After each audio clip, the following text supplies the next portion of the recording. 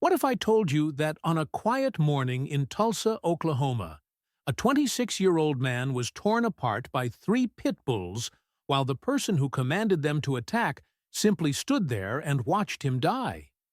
And what if I told you that this wasn't an accident, but a calculated act of revenge fueled by jealousy, rage, and a love triangle that ended in one of the most disturbing murders ever documented? Stay with me, because the story I'm about to tell you will change the way you think about what qualifies as a murder weapon. But before we dive into this nightmare, if you're new here, hit that subscribe button and ring the bell, because we cover the darkest true crime cases that will absolutely shock you. And if this story gets under your skin the way it got under mine, drop a like and let me know in the comments what you think should have happened to the man responsible for this horror.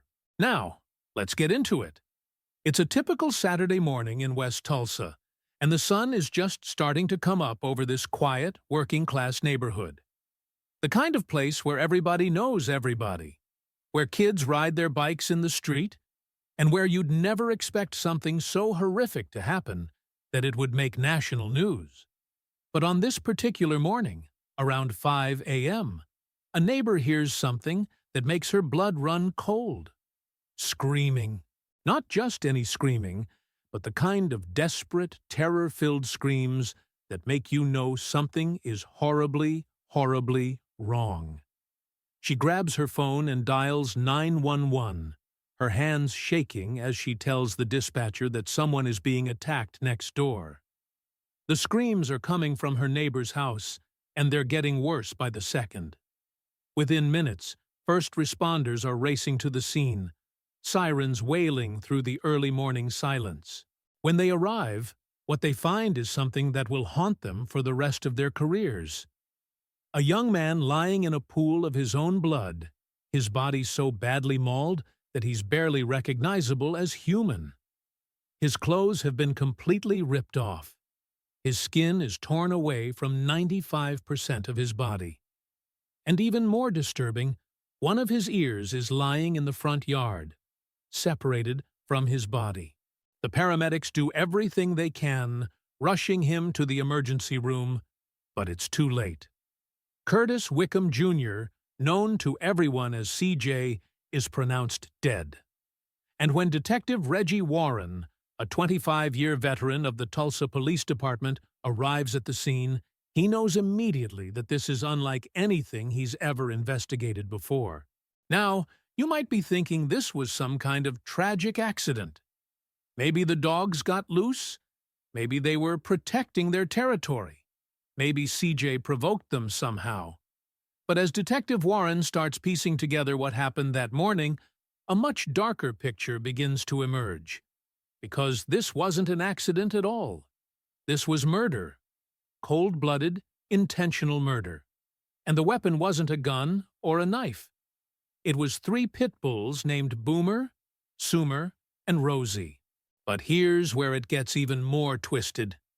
The man who owned those dogs, a guy named Benjamin Spence, had deliberately taken them away from the scene before police arrived. He'd put them in his car and refused to let officers search it. And when detectives asked him if they could look inside, he flat out said no. That's when Detective Warren knew something wasn't adding up. Why would someone who just witnessed a tragic dog attack refuse to cooperate with police? What was Benjamin Spence hiding?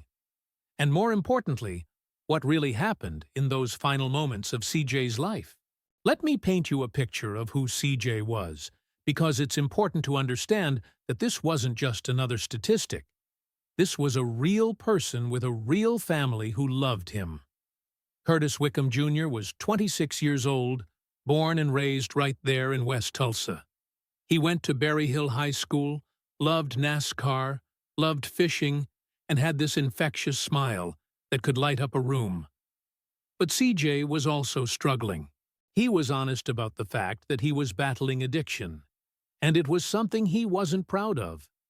His mother remembers him being ashamed of what his drug use had done to their family, but she also remembers that he was trying. He was really, genuinely trying to get clean. In fact, on the very morning he died, CJ had packed his bag to go to rehab. He'd written a note to his family that said, quote, "Just hold on, guys. I'm coming.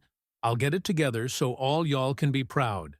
And when this life is over, I want it to say high score," end quote. High score. Like he was winning at life. Like he was finally ready to turn things around. And that's what makes this whole thing so heartbreaking. CJ was on the verge of getting his life back on track. He was ready to make his family proud, but he never got that chance. Because he made one decision that morning, one choice to go to a house on the west side of Tulsa to retrieve his cell phone. And that decision cost him everything. So why was CJ going to this house? And why did it end the way it did? Well, that's where the story gets complicated, because we're dealing with a love triangle. And if there's one thing I've learned covering true crime, it's that love triangles almost always end in tragedy. CJ had been dating a woman named Champaign for about a month, 3 months before his death. By all accounts, it was a relatively casual relationship. Champaign herself would later tell detectives that she kind of didn't really have that many feelings for CJ, although her young daughter had really liked him. But CJ clearly still had feelings for her. Even after they broke up, he'd come by her house to hang out. They'd text back and forth. He'd help her out when she needed something. And Champaign, for her part, seemed to appreciate having him around. She'd later say that any time CJ was hungry or cold or needed anything, he knew he could come to her house. He was welcome there. But there was one person who absolutely did not want CJ anywhere near that house, and that was Champaign's new boyfriend, Benjamin Spence. Now, Benjamin Spence was not a good guy. Let me be very clear about that. This was a man with a criminal record a mile long. Burglary, assaulting a police officer, felon in possession of a firearm. And get this, he was a member of the Universal Aryan Brotherhood, a neo-Nazi prison gang. He had the brand tattooed on his body to prove it. And he was currently on federal probation, which means he was supposed to be on his best behavior, staying out of trouble, checking in with his probation officer, the whole 9 yards. But Benjamin Spence was not the kind of guy who followed rules. He was possessive, jealous, and he had a temper that could turn violent in a heartbeat. And when he found out that CJ was still coming around, still texting Champaign, still a part of her life, that's when things started to spiral out of control. The day before CJ was killed, Benjamin came home to find CJ in Champaign's bedroom. Now, according to Champaign, she was asleep at the time, and CJ was just hanging out. But Benjamin, he lost it. He confronted CJ in the front yard, calling him names, trying to get him to fight. He even sent Champaign a text message later that day that said, and I quote, "I guess you don't want to answer my phone calls since you're up in the room alone with CJ, so on both my dead brothers, if he's there when I get back, I'm stabbing him right in his face, and you better not say nothing to him," end quote. Let that sink in for a second. Benjamin Spence literally threatened to stab CJ in the face the day before he was killed. And that threat would turn out to be a preview of the rage that was about to explode. But here's the thing. CJ didn't know about that text message. He had no idea that Benjamin was that angry, that jealous, that dangerous. All CJ knew was that his cell phone was missing, and he was pretty sure it was at Champaign's house. So on that Saturday morning, CJ and a female friend of his decided to walk over there and ask for it back. It was early, around 5 a.m., but CJ figured it wouldn't be a big deal. He'd just knock on the door, explain the situation, get his phone, and leave. Simple, right? Wrong. Because when Benjamin Spence answered that door, he wasn't looking for a conversation. He was looking for a fight. According to the female friend who was there with CJ, Benjamin came out of that house like a man possessed. He threw the first punch, hitting CJ hard enough to start a full-blown brawl right there on the front porch. And at first, CJ was holding his own. He was actually winning the fight, getting the best of Benjamin, defending himself. But then something happened that would change everything. Benjamin looked at his 3 pit bulls, pointed directly at CJ, and said 2 words. "Sick him." Now, I want you to imagine what happened next, because it's going to be hard to hear. The moment Benjamin gave that command, those 3 dogs, Boomer, Soomer, and Rosie, who had been sitting calmly on the couch inside the house, exploded into action. They lunged at CJ, their jaws locking onto his arms, his legs, his torso, his face. And they didn't stop. CJ tried to back away, tried to get to the street, tried to escape. But those dogs followed him, dragging him down, tearing at his flesh with a ferocity that is almost impossible to comprehend. His clothes were ripped off his body. His skin was peeled away. Blood was everywhere, covering the front yard, the driveway, the street. A trail of blood stretched from the front door all the way to the road, showing exactly where CJ had tried to crawl, tried to get away, tried to survive. And the whole time, Benjamin Spence just stood there. He didn't call the dogs off. He didn't try to help. He just watched. CJ's friend was screaming, begging Benjamin to do something, to stop the dogs, to save CJ's life. But Benjamin didn't move. Not until it was too late. Not until CJ was already on the ground, broken, bleeding, dying. At some point, a neighbor heard the commotion and fired a single gunshot into the air, hoping to scare the dogs away. And that's when the dogs finally stopped. But the damage was done. CJ was barely conscious, his body so mangled that he looked like he'd been attacked by a wild animal. And even then, even when CJ was lying there helpless, Benjamin Spence still wasn't done. According to Champaign, who would later confess the full truth to detectives, Benjamin dragged CJ's limp body into the house. And then, in an act of pure, incomprehensible cruelty, he picked up a large television and threw it at CJ's face. CJ, who couldn't defend himself. CJ, who was bleeding to death on the floor. CJ, who had come to that house for nothing more than his cell phone. And Benjamin Spence threw a TV at him. When Detective Warren later asked Champaign how much help Benjamin tried to give CJ while he was lying there bleeding to death, her answer was chilling. None. I mean, none. So now we've got a dead body, a house covered in blood, and a suspect who's refusing to cooperate. Detective Reggie Warren has been doing this job for 25 years, and he knows that if he doesn't get a lead in the first 48 hours, his chances of solving this case are cut in half. So he moves fast. He brings Champaign and Benjamin down to the police station for questioning. He talks to CJ's friend, the woman who witnessed the whole thing, and slowly but surely, the pieces start to come together. At first, both Champaign and Benjamin stick to the same story. They claim that CJ and his friend forced their way into the house, that CJ attacked Benjamin first, and that the dogs only reacted out of instinct, protecting their owner from what they perceived as a threat. Self-defense, plain and simple.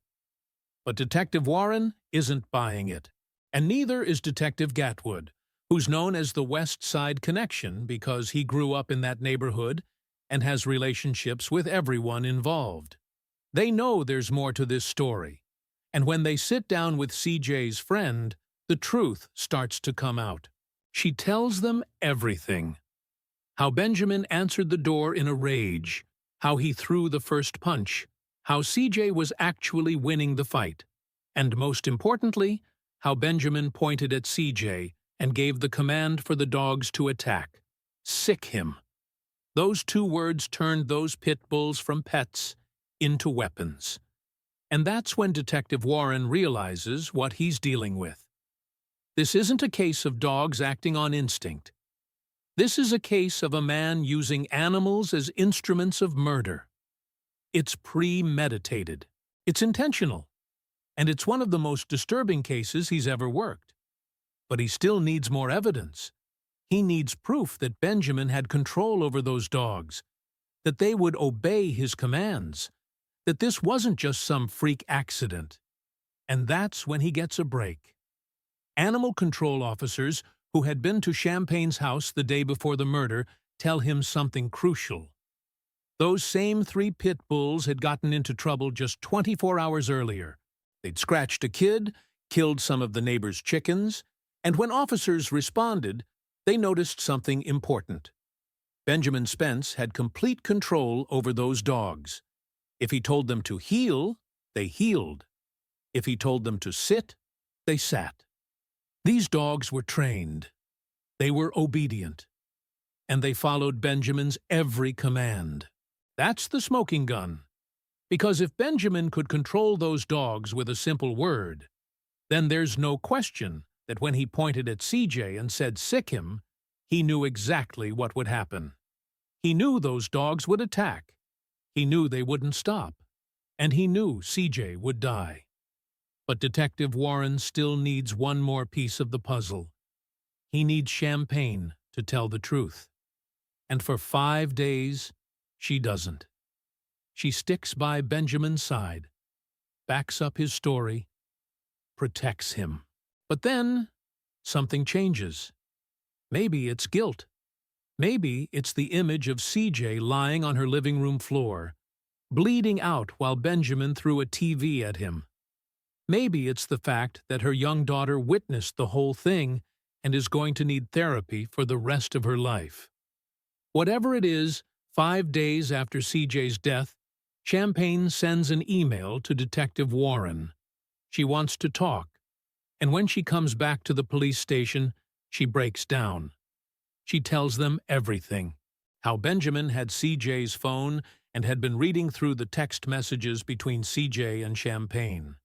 How that made him furious, jealous, consumed with rage. How he had threatened to stab CJ the day before. And most importantly, she confirms what CJ's friend had already said. Benjamin pointed at CJ, and that's when the dogs attacked. He gave the command. He set those animals loose, and he stood there and watched while they tore CJ apart. With Champaign's confession, Detective Warren has everything he needs. He types up the report and sends it to the district attorney's office. And the DA agrees.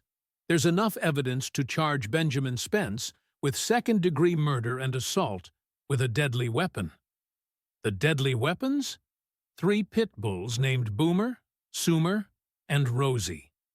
Now, a warrant is issued for Benjamin's arrest. But there's a problem. He's gone. He's in the wind. And for 3 weeks, Detective Gatwood and his team search everywhere for him. They check his known associates, his family members, his favorite hangouts. Nothing. Benjamin Spence has vanished. But then, finally, they get a tip. Someone calls in saying they know where he is, and fugitive warrants move in fast. They surround the house, make contact with someone inside, and confirm that Benjamin is there. And when they tell him to come out, he does. But he doesn't come quietly. He's yelling, cursing, claiming that the whole thing is BS, that he's being railroaded, that all he did was defend himself in his own home. He even takes a shot at Detective Gatwood, saying the only reason he's being charged is because Gatwood worked on the west side and has it out for him. But none of that matters. Benjamin Spence is in custody, and he's going to face justice for what he did to CJ. Now, here's where this case gets even more heartbreaking. Because in the end, it's not just CJ who lost his life that day. Those 3 pit bulls, Boomer, Soomer, and Rosie, were also put down. They were euthanized because they had been involved in a fatal attack on a human being. And Detective Warren, who's a dog lover himself and especially loves pit bulls, said something that really stuck with me. He said these dogs get a bad rap because of things like this, but the truth is, they were just doing what they were told to do. They were following the commands of the person they trusted most. And because of that, it cost them their lives. It's tragic. It's unfair.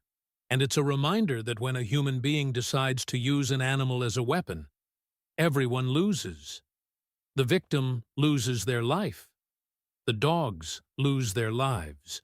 And the families are left to pick up the pieces of a tragedy that never should have happened. CJ's family was absolutely devastated. His father said that going into the room to identify his son's body, knowing that he had been mauled, was probably the toughest thing he'd ever done in his life. And his mother, heartbroken beyond words, said that she never got to kiss her son goodbye. Not because she didn't want to, but because of the way he looked. His face was so badly damaged that she couldn't even bring herself to do it. And she has to live with that for the rest of her life. The fact that she never got to say a proper goodbye to her only son. But here's what really gets me. CJ's family doesn't blame the dogs, not even a little bit. They know that those pit bulls were just following orders. They know that if anyone is responsible for CJ's death, it's Benjamin Spence. And they want the world to know that. When they held a memorial service for CJ, they released balloons into the sky and screamed the words "high score," just like CJ had written in his note. Because even in death, they wanted to honor his memory, his hope, his belief that he could turn his life around and make them proud. And that's what makes this story so gut-wrenching. CJ was ready. He was packed and ready to go to rehab. He was ready to get clean, to be the man his family knew he could be. But he never got that chance. Because of jealousy. Because of rage. Because of a man who saw him as a threat and decided that the only solution was to set 3 dogs loose and watch them kill. So what happened to Benjamin Spence? Well, he was charged with second-degree murder and assault with a deadly weapon. And this case made legal history because it's believed to be one of the first times in the United States that dogs were legally classified as murder weapons in a homicide case. Think about that for a second. Most people, when they think of a murder weapon, they think of guns, knives, maybe blunt objects.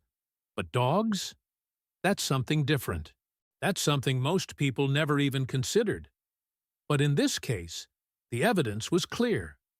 Benjamin Spence used those pit bulls the same way someone else might use a gun or a knife. He pointed, he gave the command, and he unleashed a force that he knew would be lethal. And because of that, he was held accountable. As for Champaign, she wasn't charged with any crime. She cooperated with detectives, told them the truth, and ultimately helped bring justice for CJ. But she has to live with what she saw for the rest of her life. She watched a man she once cared about die on her living room floor. She watched her boyfriend throw a TV at him while he bled out. And her daughter, an innocent child, was traumatized by something no kid should ever have to witness. Here's what I want you to take away from this story. Love triangles are dangerous. Jealousy is dangerous. And when you mix those things with someone who has a violent criminal history and access to animals that can be used as weapons, the results can be absolutely catastrophic. CJ Wickham didn't deserve to die. He wasn't a perfect person. He struggled with addiction. He made mistakes, but he was trying. He was working to get better. And on the morning of his death, he was just trying to get his phone back so he could go to rehab and turn his life around. That's it. That's all he wanted. And instead, he was torn apart by 3 pit bulls, while the man who commanded them to attack stood there and watched. It's sickening. It's horrifying. And it's a reminder that evil doesn't always come in the form of a masked stranger breaking into your home in the middle of the night. Sometimes, evil comes in the form of someone you know, someone you trust, someone who's supposed to care about you. And when that person decides to hurt you, the consequences can be deadly. So before I wrap this up, I want to hear from you. What do you think should have happened to Benjamin Spence? Do you think second-degree murder was the right charge, or should it have been first-degree? Do you think Champaign should have been charged as an accessory, or did she do the right thing by eventually telling the truth? And what about the dogs? Do you think they should have been put down, or were they just innocent animals following commands? Drop your thoughts in the comments below, because I want to know what you think. And if this story shocked you the way it shocked me, please hit that like button and share this video with someone who needs to hear it. And if you're not already subscribed, what are you waiting for? We cover cases like this every single week, diving deep into the darkest corners of true crime. Hit that subscribe button and turn on notifications so you never miss an upload. Because trust me, the stories we have coming up are going to blow your mind. Thank you so much for watching, and I'll see you in the next one. Stay safe out there.